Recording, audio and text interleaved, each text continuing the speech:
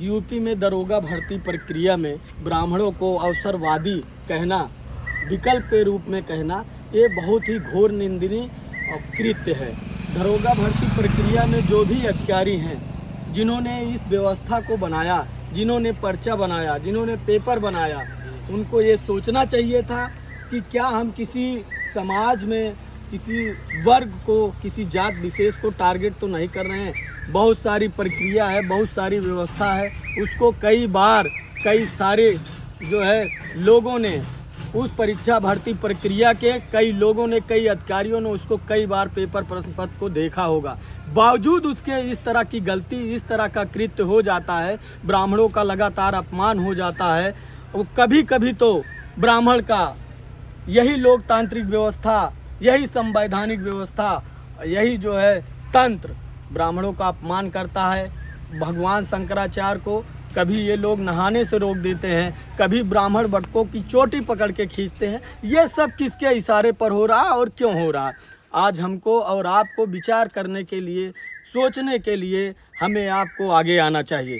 और जो है लगातार पूरे प्रदेश में, पूरे देश में, क्या आप किसी जाति वर्ग को, जब इस देश में संविधान लागू हो गया, सबको बराबर अधिकार मिल गया, न्याय मिल गया, ब्राह्मणों ने अपना त्याग कर दिया, और भी जो लोग हैं सभी ने त्याग कर दिया, सबको बराबरी का दर्जा मिल गया, सभी लोग एक समान हैं। लोकतंत्र यही कहता है।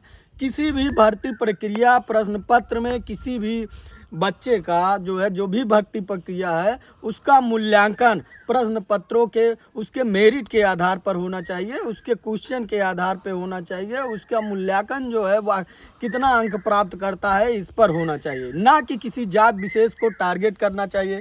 कभी ब्राह्मण विधायकों की मीटिंग इसी प्रदेश में हो जाती है, तो ब्राह्मण विधायकों को सरकार की तरफ से लगातार उनको जो है बताया जाता है कि आप ऐसा मत करिए, नहीं तो हम आपके ऊपर कार्रवाई करेंगे। और फिर अब सरकारी, ये तो सरकारी व्यवस्था है, प्रशासनिक तंत्र इसमें लगा हुआ है। कौन दोषी है, कौन इस तरह का कृत्य कर सकता है? हमें आपको उस पर विचार करना चाहिए। और मैं बताना चाहता हूँ, इस धरा और इस धरती पे ब्राह्मणों ने बहुत कुछ दिया है। ब्राह्मणों ने समाज को हमेशा आगे ले जाने के लिए समय समय पर त्याग किया है, समय समय पर दिशा दी है।